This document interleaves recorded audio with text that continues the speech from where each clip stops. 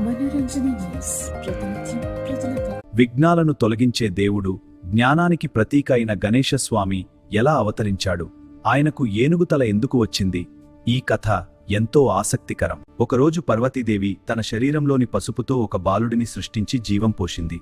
అతడే గణపతి. తన గదికి ఎవరూ లోపలికి రాకూడదని ఆ బాలుడికి కాపలా పెట్టింది. ఒకరోజు పార్వతీదేవి తన శరీరంలోని పసుపుతో ఒక బాలుడిని సృష్టించి జీవం పోసింది. తన గదికి ఎవరూ లోపలికి రాకూడదని ఆ బాలుడికి కాపలా చెప్పింది. అప్పుడే అక్కడికి శివ వచ్చాడు.